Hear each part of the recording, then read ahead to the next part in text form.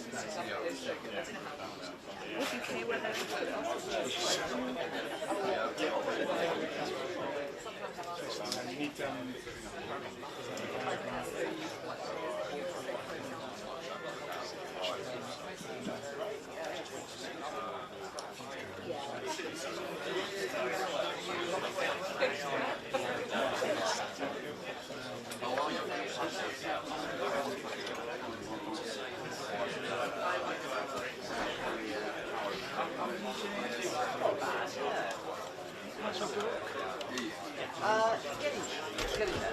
I like it.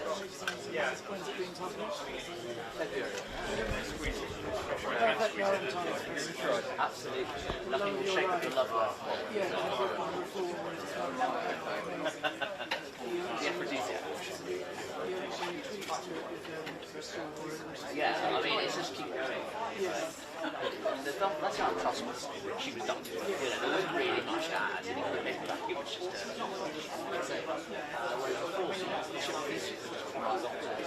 trigger free, president of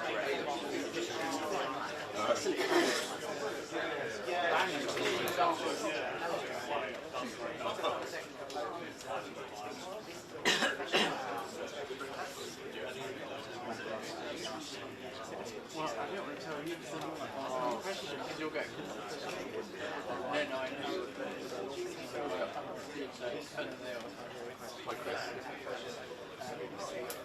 Are we on time? Do you think? From Jason? No. Not for a while. I've always thought live entertainment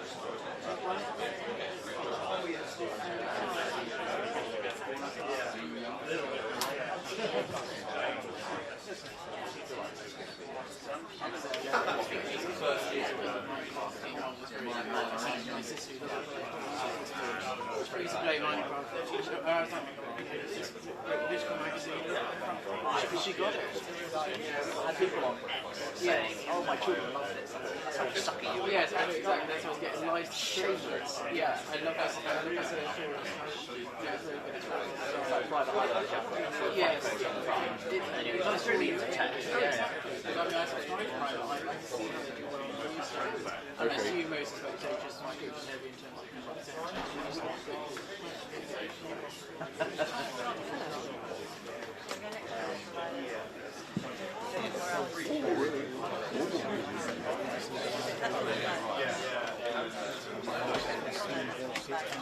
I'm coming the other way.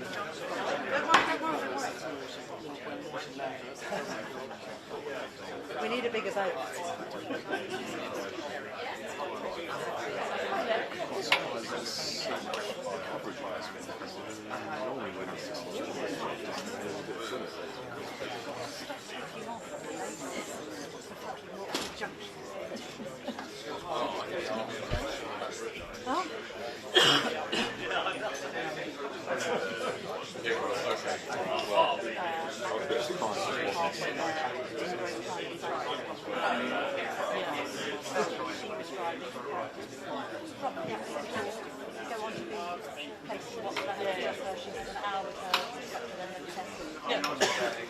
Halfway there.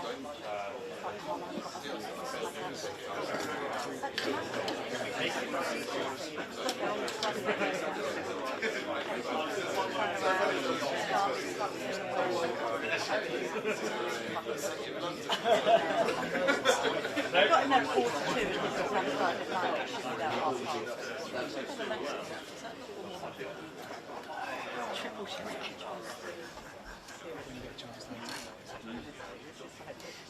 They cause so much work. Yeah. Could it be hotter in here? Is it? Should we open the window? Is there a window? Can we open the window? That's really blunt, I guess. It's the only place you can't see the back up. We left them at the time. It's like back on the Eiffel Tower, so much the size of the joint. There on site. Or the MJ. Yeah, it's the young. And her one, and then her brother.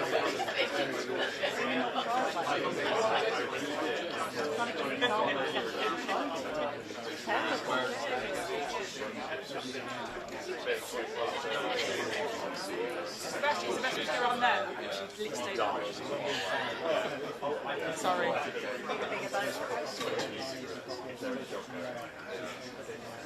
Is there any... I believe not. I think it's the Daily Mail that's probably shown today. They're going to a bit like, you know, when that's 20 minutes at a time, do that, like, that's what they're doing. They're going to get the performers out once a month.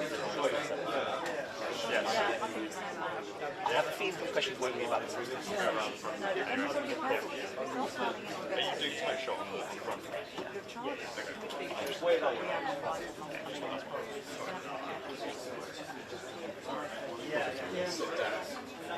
Yeah, you can say it, you can't say it. You can't even attribute guilt to this guy caught on camera.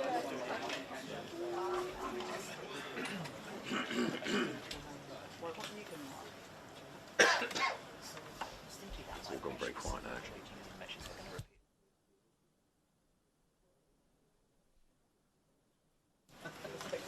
Spectator legs again.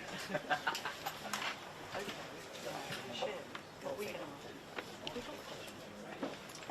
Yeah, we're across. What are we going to do?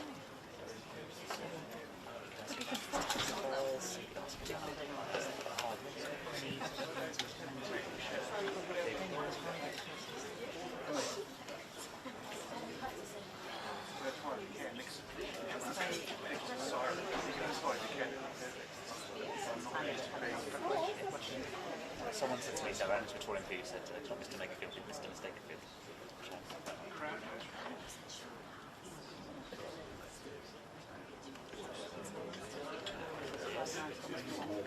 Ready. Camera ready.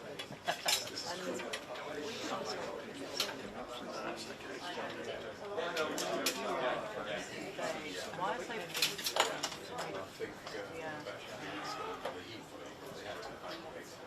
We're hiding from the national media.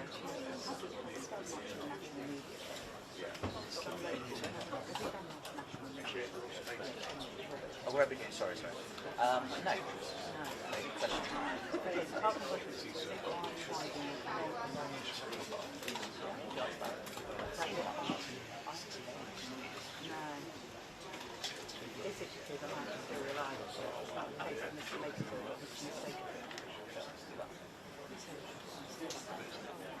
We're focusing on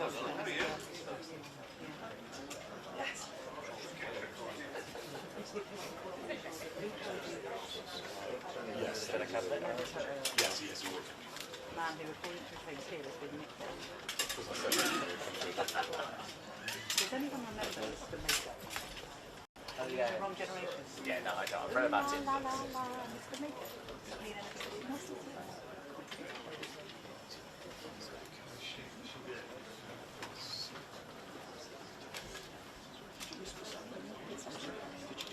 Oh, I said that. Did you want him to whisper? Depends what he's whispering.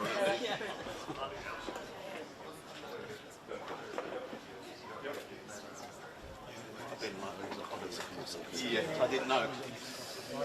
There's a jazz thing. No. Is that?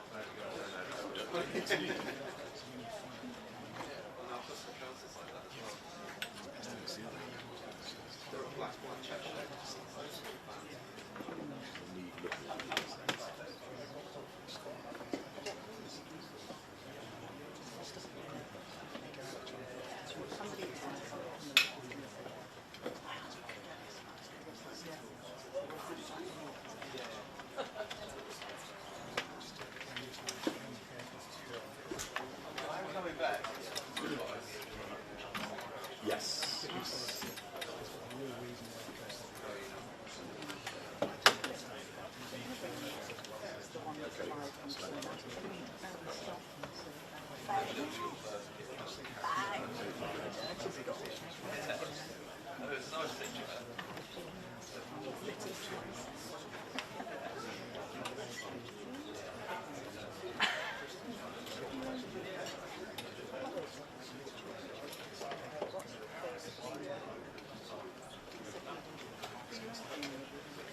Richard, when was the last time you picked up something?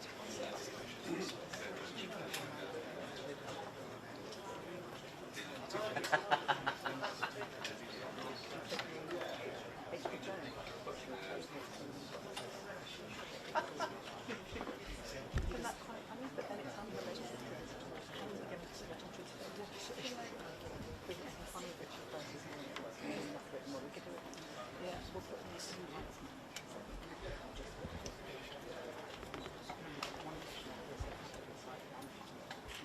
a blue line about cleaning behind the fridge. Look at this.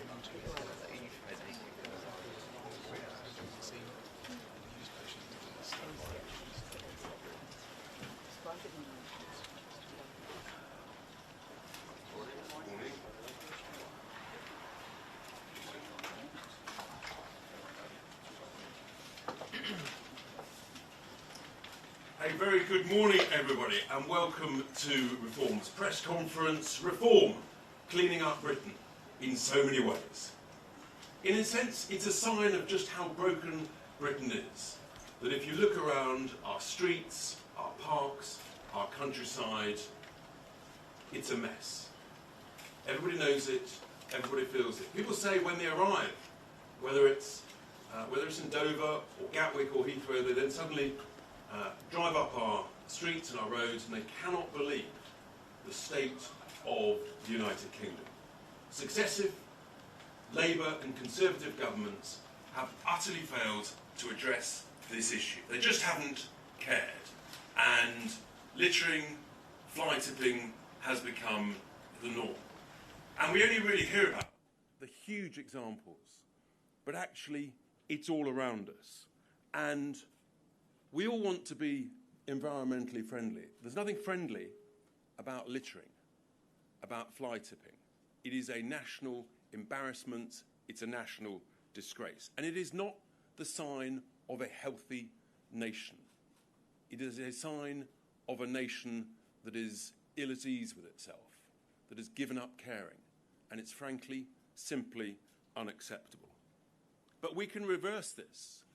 We can restore a sense of pride in how our streets, our parks and our countryside look and feel. And that's why today we're announcing 3 key areas of change under reform, many of which we will be able to enact within the councils that we control. We'll be imposing substantial additional fines for fly tipping and proper enforcement. We need an annual National Action Day to rekindle civic pride in our communities. And our first one will be on Saturday, the 4th of July. All of our elected officials from our party and indeed other parties should join in and give that sense of pride in our respective communities. And then we need to tackle littering in a way that it's a key part of planning conditions for restaurants, for fast food outlets and the like.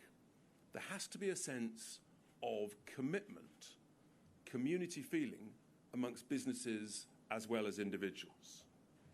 So first up, getting tough on littering and fly tipping. At the local authority level, we can really get busy on this. We have to take it seriously at the councils with increased fines. And for example, fixed penalty notices for fly tipping, currently capped at £1,000. We need to change this. We need to say, no, that should be £5,000. Potentially, you can go to prison for 5 years, but in reality, no one ever does. There's no sanction, there's no deterrent. We need to change this. People just receive a slap on the wrist or maybe a fine of just a few £100s. A fixed penalty ceiling of £5,000. Vehicle seizure on second offence within 36 months. Seizing someone's vehicle permanently. We think that could have a real difference. And we need a new aggravated offence for commercial, large-scale fly tipping. We need a mandatory minimum fine of £20,000. And again, vehicle forfeiture on conviction. People have to know that no longer is this acceptable. On the other side, we need to look at rewards and incentives for councils who do well with improved performance. And as sort of phase 2 of this, we'll also be carrying out some work to look at how other countries are doing this much better than we are, with their deposit return schemes and other incentives. And that's the reason why they look and feel so much tidier, so much cleaner. So that's a sort of phase 2 piece of work. Particularly with technology, we can do so much better. And also, we need to be willing to use AMPR cameras to spot the regular offenders. That's how we ensure people understand that it is just unacceptable to just throw out litter from your cars, vehicles, trucks, whatever. Sadly, it's become acceptable. Polling even shows it. Up to half of people admit to littering. It is just completely and utterly, and it should be culturally unacceptable.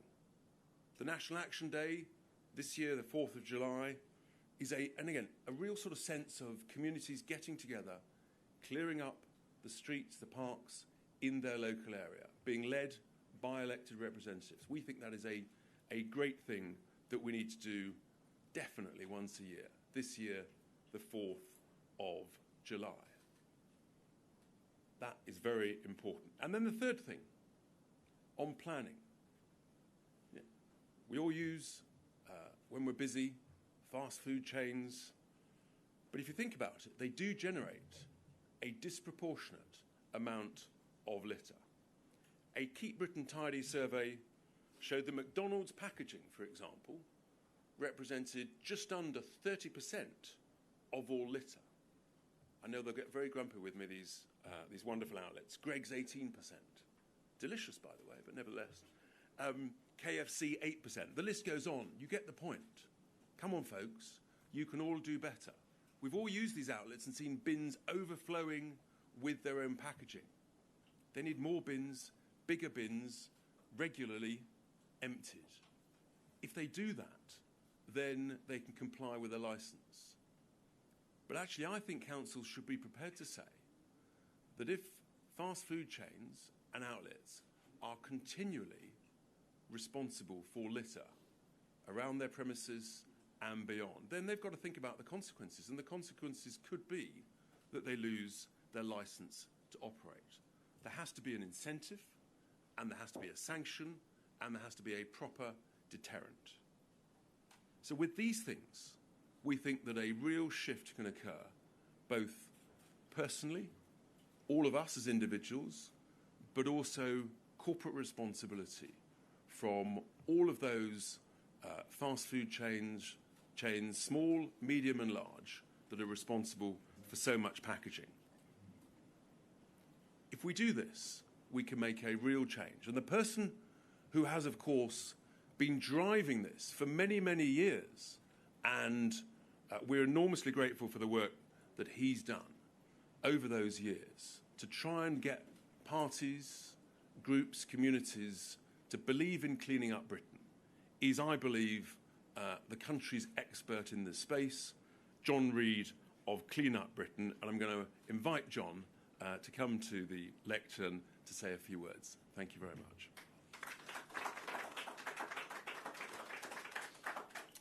Thank you, Richard. Yes, good morning, everybody. My name's John Reid. I'm the founder, managing director of Clean Up Britain, and we are the National Anti-Litter and Fly Tipping Campaign. We're a not-for-profit community interest company, and we're also a non-party political campaign. And I'm first going to start by saying, sadly, Britain is suffering from a litter and fly tipping epidemic. It's highly visual, and it's having a corrosive effect on our society. It's self-inflicted, and it needs to end. And it needs significant government intervention, commitment, leadership action. These things have all been lacking for decades in this country, and that's why we see the state the country's in at the moment. But just to say, a few weeks ago, we sent out a tweet, and we asked every single political party to come and work with us. And only one party responded, and that was Reform UK. That's why I'm standing here today, and that's why I'm going to give them huge credit huge credit for understanding that this issue really matters to people all over the country. It really does. I know that. I've spoken to many of them, and it really is a matter of concern.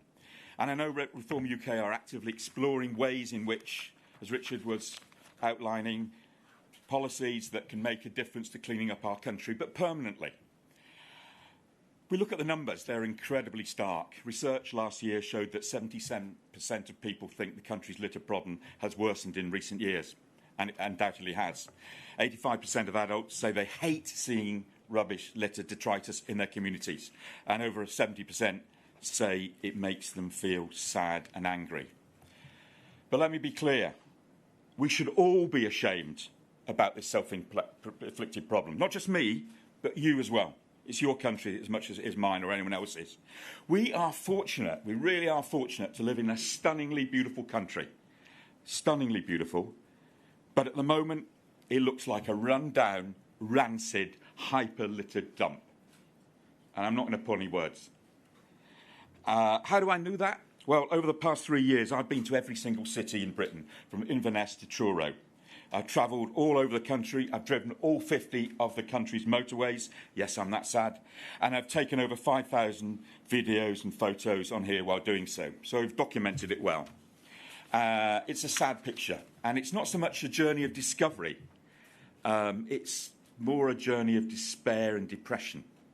Despair at the recklessly selfish, irresponsible way many of our fellow citizens treat our country. And depression, because it is depressing seeing the public realm so polluted and so dishevelled. I know I'm not the only one to feel this way. I have countless people contacting me all the time about this. That's why I know it really matters to people up and down this great country. But is the situation really that bad? The answer is, honestly, yes. We look back to 2015, the House of Commons Communities and Local Government Select Committee did a big report on this.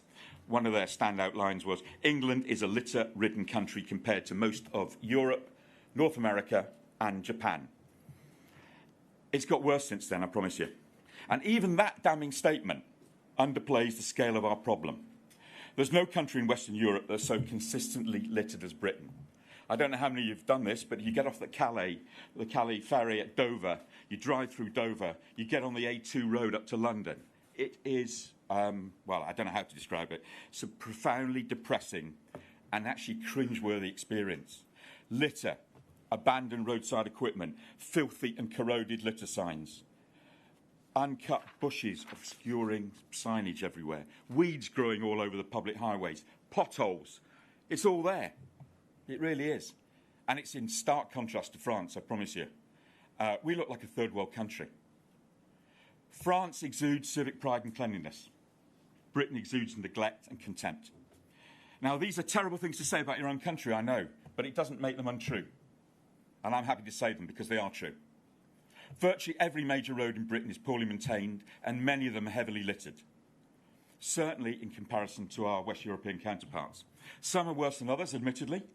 None of them are great, with the possible exception of the M6 toll road, which is a private sector motorway, as I'm sure you know.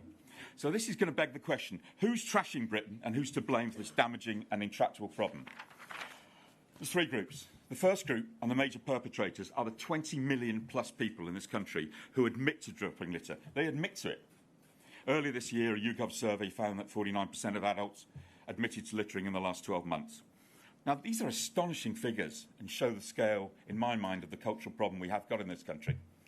And again, I'm not going to mince my words. I don't think it's an exaggeration to say we have a lot of very selfish, lazy and antisocial people in this country. Clean Up Britain's national campaign is about changing the behaviour of these people. It's the only solution to our problems. And that comes through education, social pressure or severe punishment. That's the only way we can really meaningfully and lastingly adopt a policy that's going to make a difference, restore civic pride, community care and environmental respect.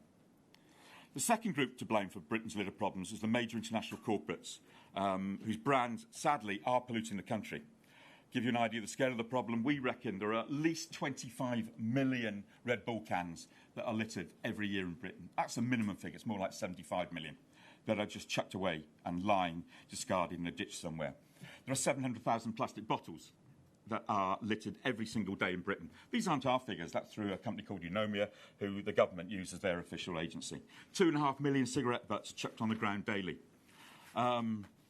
McDonald's, Coca-Cola, Mars, KFC, many others like this as well. They're all heavily littered brands. And these companies have done very little so far, I'm afraid, to address the issue. I'm sorry to have to say, but it's classic corporate greenwashing in reality. And that needs to change as well. The final thing I'm going to say, though, is that the British state has got a big part to play here. Section 89 of the 1990 Environmental Act says very, very clearly, all statutory bodies, every council, Network Rail, National Highways, the lot, must ensure their land is kept clear of litter. So what does that mean in reality? I'll tell you what it means in reality. It means that basically every single statutory body is breaking the law every single day in this country. It's futile law ignored by government. However, the biggest single culprit, and I'm going to call them out because they deserve to be called out, is the highly dysfunctional and meaningfully unaccountable quango called National Highways. They are given a massive budget of over £5 billion a year by the Department of Transport to supposedly look after England's motorways. And still the motorways are covered in litter, their signs are often corroded, lettering's peeling off signs, they're damaged, often they're falling apart, and they literally are. Anyone doesn't believe me, I'll happily send you loads of photographs to prove it. I don't know what Heidi Alexander, the Secretary of State for Transport, does all day. But what I do know is that she's not properly managing national highways. I know that. Anyway, I hope you can see that Britain's chronic litter problems run very deep. And we certainly hope that Richard and his colleagues will address these preventable problems if and when Reform UK becomes the next government. And they are preventable. Let's be clear, this is an own goal we're scoring in this country. It's got to stop. Finally, I want to pay tribute to the tens of thousands of selfless and community-spirited people in constituencies all over Britain who go out every single weekend litter picking. And there literally are tens of thousands. They are unsung heroes, led by the likes of the UK litter picking group on Facebook and the A27 clean-up campaign, although there are many others besides. Numerous Wombles groups all over the country, hundreds of thousands of people care about this. And if it wasn't for them, we would literally be living in a litter wasteland. It's that bad. But let me end on this upbeat note. Solving the problems of litter and fly tipping should be issues that unite us all. They really should. As we are all only too well aware, we live in very toxic times. But there should be no disagreement across the political spectrum about cleaning up and properly looking after our naturally beautiful country. What we need is genuine political leadership and a rekindling of widespread civic pride and community respect. This should be our shared national mission that unites and binds us all together. Just to restate, Clean Up Britain will work with all major political parties that show commitment to this cause. We're only interested in results, not rhetoric. Reform UK are already rolling up their sleeves, getting on with it, looking closely at what they can do to clean up their communities. More power to their elbow. That's what we say. Enough from me. I'm going to hand over now to Councillor George Finch, leader of Warwickshire County Council, and also leader of Nuneaton and Bedworth, I believe, George.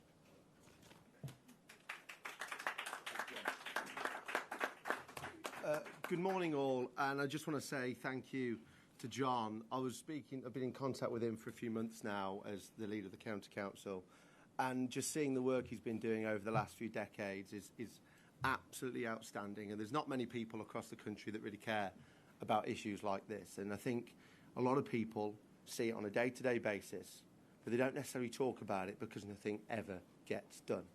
So Reform UK is the only party that is listening to this issue. We're the only party that are dedicated to improving the futures of our communities, and we're the only party that is dedicated and committed to restoring faith back in to our villages and towns across our country.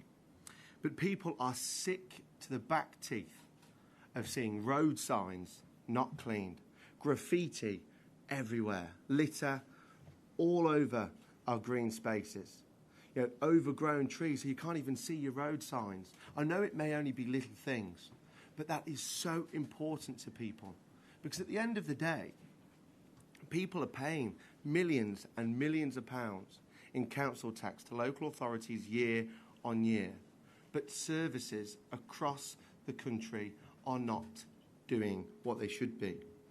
Fly tipping, blighting our country lanes and our rural areas. We need to get that fixed. I've had so many people contact me about these issues.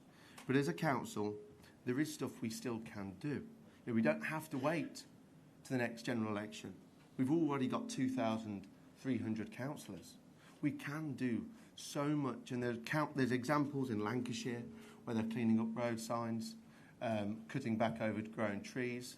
In Kent, they're having a conference with fly tipping and litter picking already, and things like in Warwickshire, you know, enacting a civic charter, a civic pride charter for schools.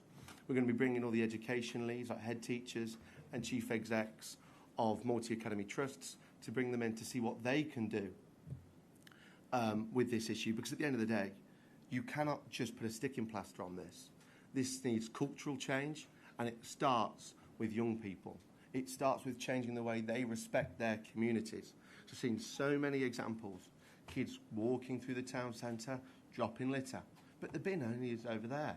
It's because they're not taught how to respect their communities. They live amongst it, but as though they live separately in their minds to what is going on in the community. And that does need to change. So it does start with our education. And as county councils are the education authority, there are things we can do with soft power and influence on bringing schools in to the rooms and doing that. Also, our recycling centres, or I call them the tip, but many people don't like to call them that now because it's all political correctness. I don't know. It's a good old tip. Yeah, a tip. It's a tip. Yeah, I love it. That's where you put all the bureaucracy. But exactly that. In 2020, many councils up and down the country enacted booking systems. So basically, it encouraged people to start fly tipping because people had to book online. And then it wasn't being enforced because there was no money. So a whole system was just failing. So what we've done on Warwickshire is set up a 6-month trial on scrapping all the bureaucracy and red tape there, so we can see what happens, collating that data and see where it is appropriate to get rid of the booking system, or if it needs enforcing, where it does. And again, people will see an easy alternative. Can I access the tip easier? Or if I can't, I'll just fly tip it down some country lane. And that's what people do because it's easier for them. But we need to stop that. So councils should step up and say what's best for the taxpayer, not just for them, but for the people that pay their rates year on year. You know, in our highways maintenance contract, you know, we've just renegotiated that, but we've put emphasis on cleaning our road signs, cutting back hedges, you know, using community payback gangs. So they're basically the probation services and offenders, not just walking around going, oh, a road sign dirty there. They're actually cleaning them. They're actually cutting back hedges. They're actually doing it.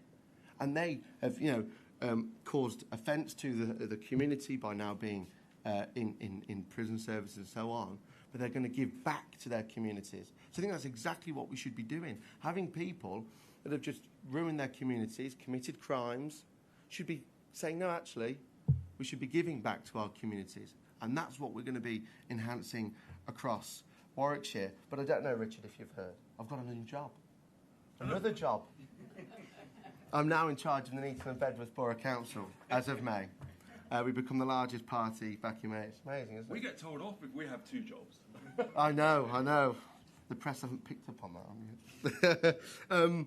But in the Neatham and Bedworth, we have many litter picking groups, many selfless people that are going out in the community and doing their own thing.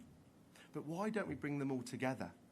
Why don't we collate how many litter picking groups are across the borough and make them work together so they're an effective force who's being seen throughout the community, not just doing little bits here and there. We can create our own team going out with the volunteers and again recognising the work they do. Because I know people think, oh, well, it's only little things, it's only a small few group of people that are cleaning out our streets and our parks. But that's so important. So that's why councils have to recognise it. It's simple, bringing these people in and actually thanking them for the work they do. Because if the council did it, I guarantee it costs a lot more. Creating that data, that borough-wide database is so important. So Clean Up Britain is a realignment of how we address our dwindling civic pride.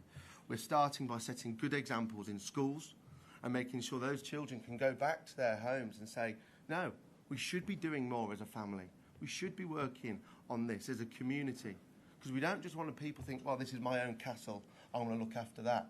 We have to work as a community, and that's why, again, Reform's on it with these slogans: family, community, country. It just makes sense. Wow. I can't believe it. We're speaking the people's language day on day, and we are going to inspire that. Through our Reform-controlled councils, we will treat every community as it's their own home. We refuse to allow our cherished communities to decay any further. So, as John said, let's clean up Britain. Thank you.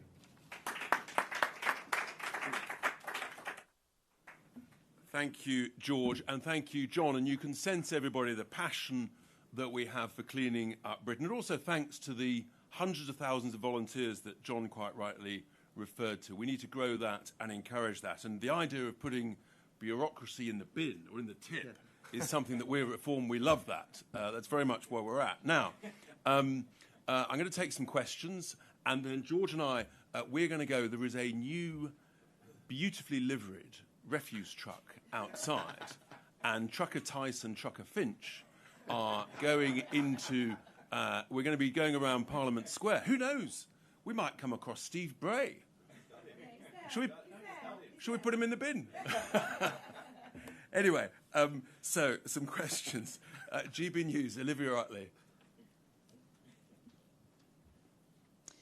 Suella Braverman was the Conservatives' Home Secretary when this suspect in Belfast was granted leave to remain in the UK, and Robert Jenrick was an immigration minister. Why would voters trust these politicians again with our immigration policy? Because they had the courage to fight for what they believed in, and they had the courage ultimately to stand up. As you know, Suella was sacked for her courage, for trying to do the right thing, for trying to leave the ECHR, and for trying to properly stop the boats. And then shortly afterwards, Robert Jenrick resigned. So they actually showed themselves to be politicians of conviction, of courage, and it was the failures of the weak, soggy Conservative Party who allowed this to happen. They're responsible for this crisis emerging, and this has been continued by this current Labour Party. Thank you, Olivia. BBC, Alex Forsyth. Hello, thanks very much, Mr. Tice. What is your reaction to the violence that we saw on the streets of Belfast last night? Do you condemn it? And what is your message to anybody who might be considering taking to the streets later today? Of course, we always condemn any violence, violent protest or whatever. It's completely unacceptable, and along with all politicians of all different stripes. Lawful protest is, of course, something that is a vital part of a democracy, but everybody has to understand that there is a huge difference between expressing one's concern for what is going on lawfully, peacefully, respectfully, and violence, criminal activities, the fires we saw last night, damage to public property, totally and utterly unacceptable. It's the same as always, which is that, and I said in the chamber yesterday to the Secretary of State, we would urge calm. We would urge people to recognise that the police have got to do their work in Northern Ireland, and those who want to express their concern, their anxiety, their frustration, do that peacefully, lawfully, but that cannot cross the line into any form of violence or damage. It's not who we are, it's not what we do, it's not the United Kingdom. Thank you, Alex. Sky News, Rob Powell. Thank you, Rob Powell, Sky News. On the topic of the day, given your call for companies to do more to tackle littering, would you be in favour of taking inspiration from the continent and bringing in more deposit return schemes? And then on Belfast as well, we know that the suspect is a Sudanese asylum seeker. There's been a civil war going for several years in Sudan, 150,000 plus dead, millions living in famine. Does your policy of banning visas for anyone coming from Sudan, can I clarify, does that mean no Sudanese asylum seekers coming into the UK? Without wishing to minimise the absolutely horrendous attack that took place in Belfast, is a ban of that sort proportionate, given by any measure what's going on in Sudan is one of the world's worst conflicts? So, thank you, Rob. On the DRS scheme, there is a DRS scheme supposedly coming in to the UK back end of 27. Many other European countries have DRS schemes. And as I touched on earlier, we need to look in greater detail at other forms of incentives and ways to motivate people actually to pick up litter, to collect litter, to take it to recycling centres and the like. I think we can do much, much better. We've just got to be bolder and braver on some of this stuff, and we just cannot accept the decline in the state of the look and feel of the UK. And when John touched earlier, we love the French, and we love beating them at all forms of sport. But to lose to them on litter is just unacceptable, and we can do better. So, with regard to the horrific attack on Monday evening, look, we're very clear. We have to detain and deport anybody who comes into the United Kingdom illegally. And if the previous Conservative government had done that, we wouldn't be where we are. If this government had done that, we wouldn't be where we are. We are in a terrible state. The frustration of tens of millions of people is palpable. And what I would say with regard to the visa and Sudan is, yes, it's absolute. And we think it is proportionate. Our job as politicians in the United Kingdom is to keep our own citizens safe. Women, girls, boys, men. And we have to be courageous and say, enough's enough. We're done with this. It's unacceptable. And I think our approach is why we're leading in over 300 of the last national polls, because people recognise that we mean it when we say it. And that is what the people want. When I was campaigning, knocking on doors during the local election campaign, it was crystal clear. The issue of the crisis of the small boats crisis, people coming here, breaking the law, is the number one issue. And this government is doing nothing to stop it. Thank you very much. ITV News, Romilly Weeks. Thank you, Mr. Tice. Why is Nigel Farage still refusing to face proper scrutiny over the £5 million given to him by Christopher Harben? And is this the kind of transparency we can expect from Reform if you do get into government? And can you clarify specifically whether Nigel Farage or any other members of the party accepted other significant donations that have not been declared? So there's no one more transparent who does more press conferences, frankly, than us at Reform. I mean, here we are today. We take all questions. And I think actually Nigel has given a number of interviews. He's been very clear. He wasn't in politics when that gift was made. He believes the advice has been absolutely clear that it's within the rules. Obviously, we've got the Parliamentary Standards Commissioner looking at it. They'll form their own judgment in due course. But isn't it a sense of actually how Reform is growing? We do press conferences and the like, and it's part of actually showing that Reform has talent across the whole board. That we're doing these press conferences, whether it's me, whether it's Zia, whether it's whoever, and we're not afraid of any scrutiny. But we do think also that it should be fair scrutiny, and that's where we're at. So, not afraid of anything. There was a second part to your question. Sorry, Romilly. Was there a second part to your question? Yes, it was whether you can clarify whether there have been any other significant donations. None that I'm aware of. No. The answer is to that, none that any of us are aware of.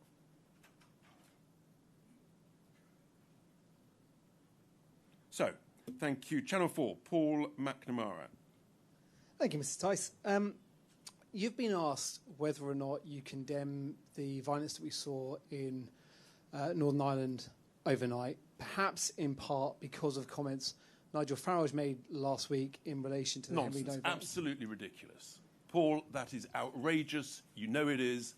End of story. I'm just asking. Well, and I've just does answered. It Thank you very much. Does it concern you? That is outrageous. you? Paul, you've asked your question, and I've answered it. Sorry, That's I actually didn't ask a question. Jonathan there. Walker, the Express. The question is, does it concern you Jonathan that you have Walker, to be the asked? Express.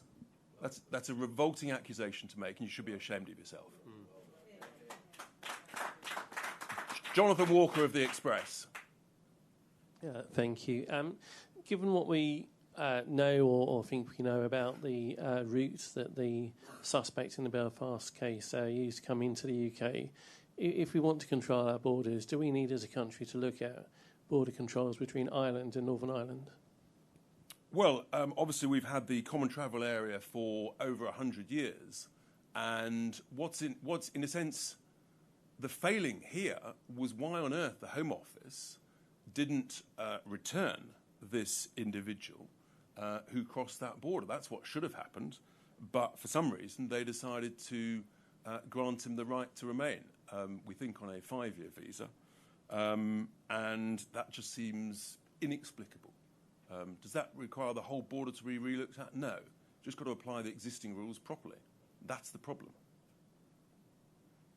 The Daily Tea, Camilla Tominey.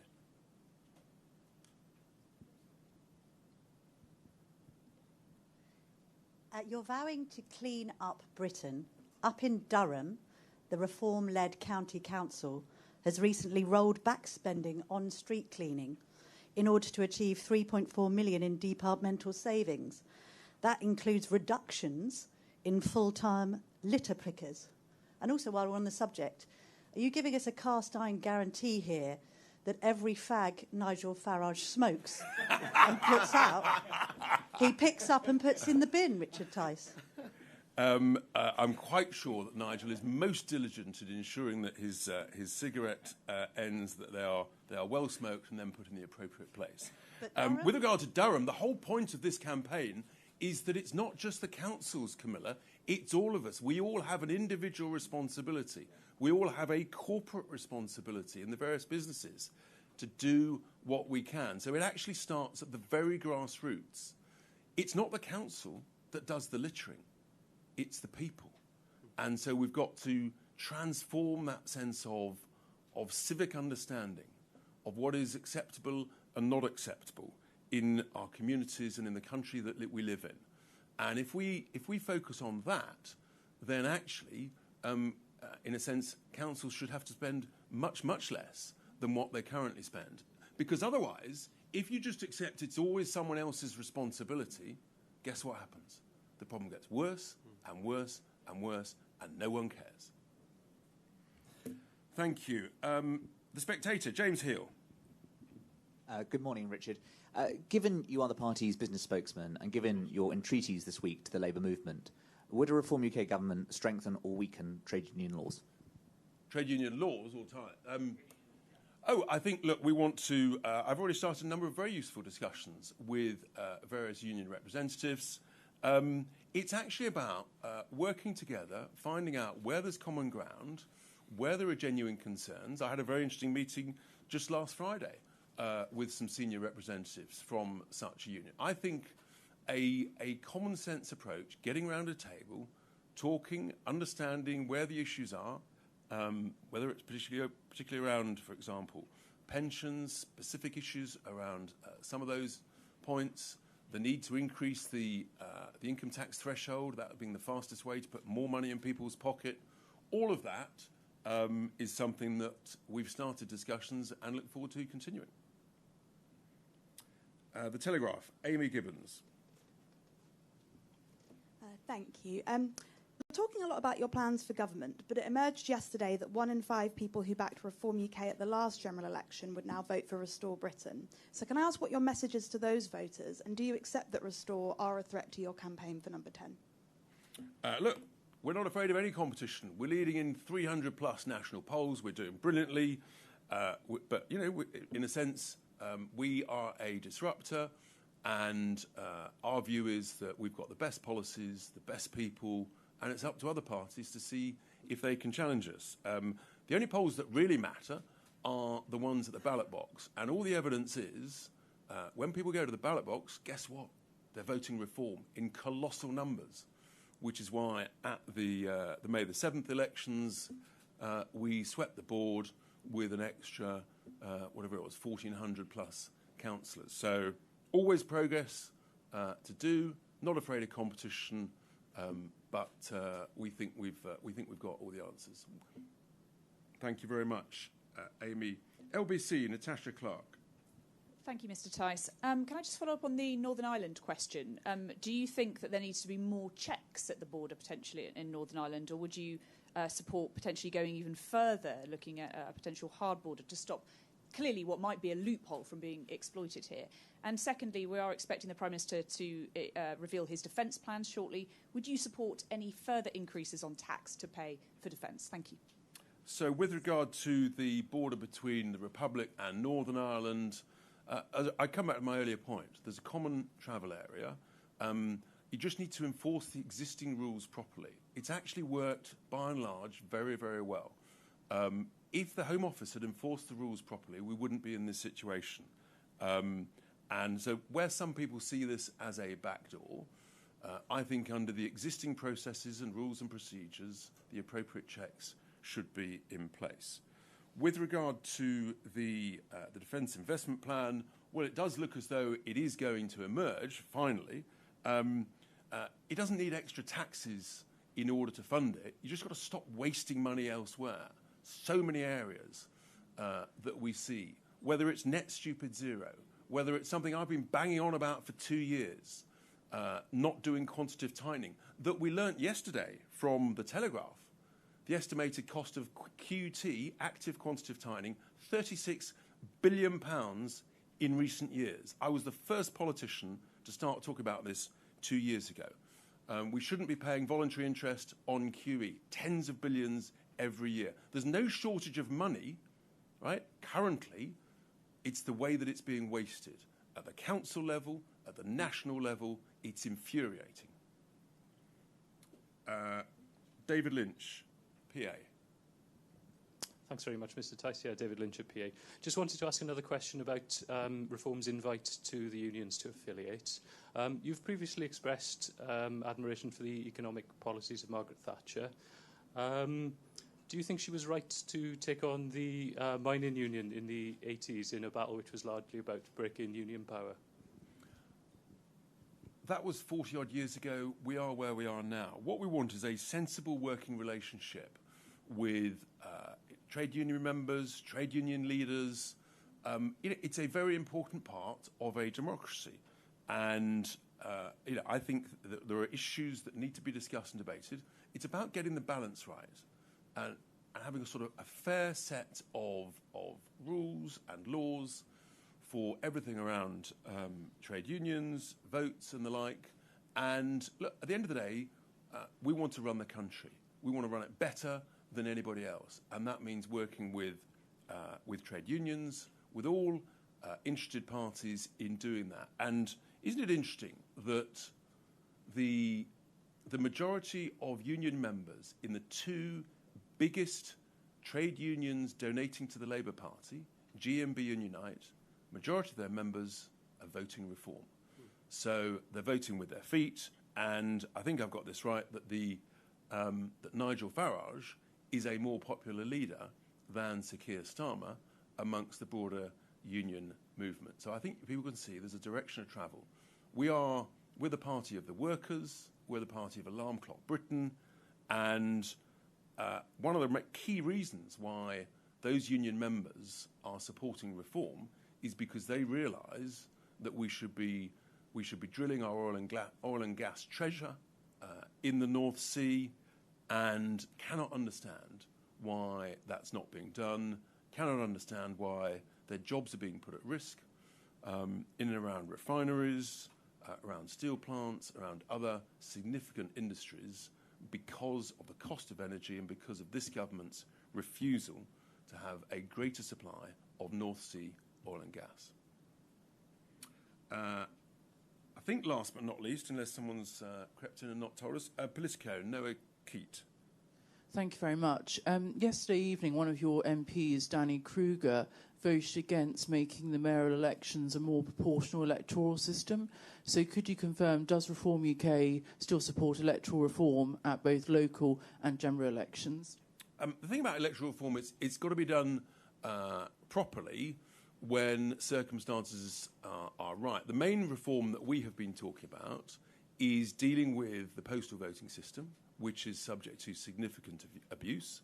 You've heard us all talk about the issues around family voting, where the existing rules need to be properly enforced.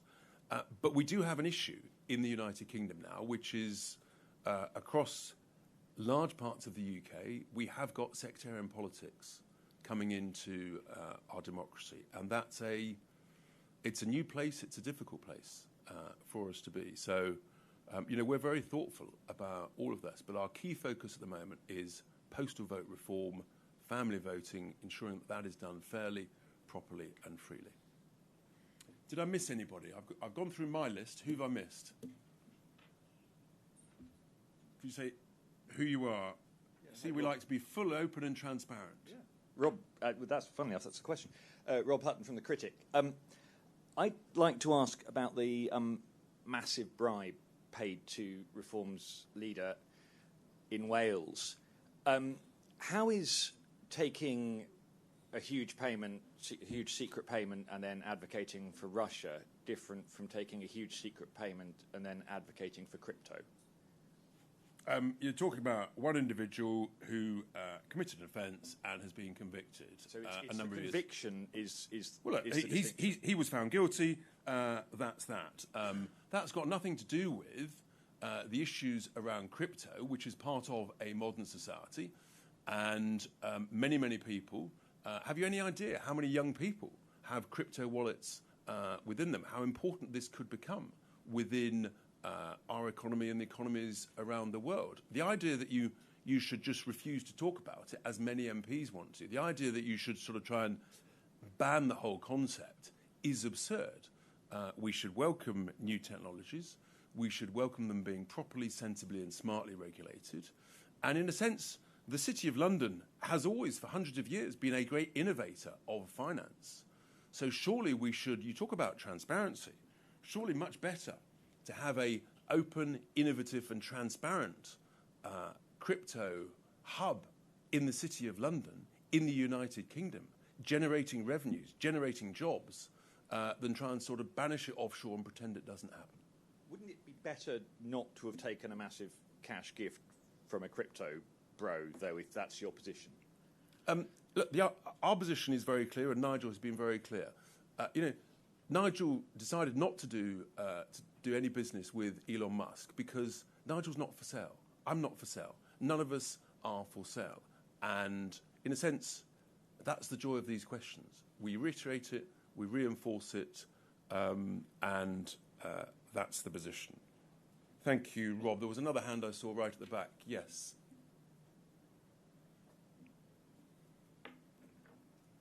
Hello, it's Rowena Mason from The Guardian. Just on the same question of transparency, you say the party is up for scrutiny, but why is it that Nigel Farage himself hasn't done a press conference for the last 50 days since news of this gift? Are you counting? That's amazing. Have you got nothing better to do?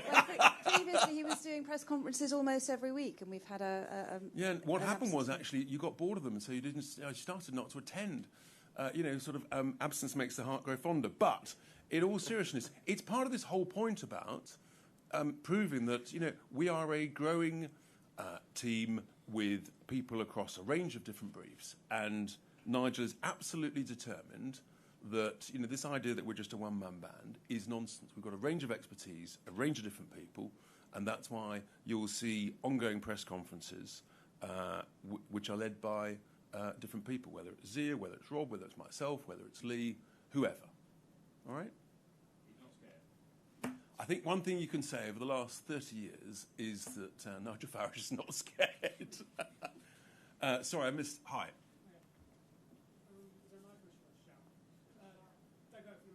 Who?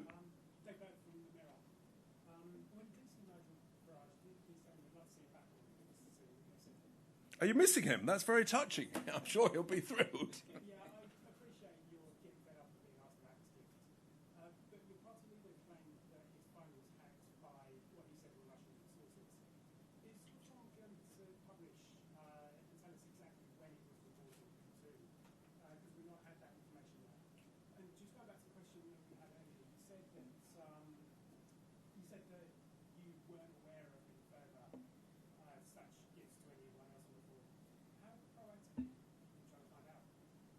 So look, with regard to electronic communications, we're all deeply concerned, frankly, about electronic communications, and we're not going to give a running commentary, frankly, on who we report what to where, for obvious reasons, but it is an issue. It's an issue for, I think, all senior politicians, all senior figures, whether it's Chinese hacking and infiltration that we're seeing. We just heard today, I think it was reported, that Chinese infiltration of a SIM card into a car part inserted into one of the previous Prime Minister's car. So these are things we have to be aware of, whether it's Chinese, Russian, or who else. So look, with regard... No, look, as I say, the risk here is enormous to all of us, whether it's Nigel, whether it's me, whether it's any senior politician from any other party. We deal with it with the respective authorities. We get the stuff looked at. But as I say, I don't think the right thing to do is to give a running commentary on it. That actually will probably just help our enemies. So that's that. With regard to your second question, look, at the end of the day, we're saying to people, you've got to trust us. Have I checked the bank accounts of every single member of the whole of 200 and something thousand Reform members? Don't be daft. We're working incredibly hard. We're confident in what we're doing, and at all times, our clear view is we're complying with the rules. Thank you very much. Anyone else? Lovely. Thank you so much indeed. We're done here. We're going to have a little trip outside. Anybody who wants to come and enjoy taking a photo of that is very welcome. Otherwise, thank you for your attention.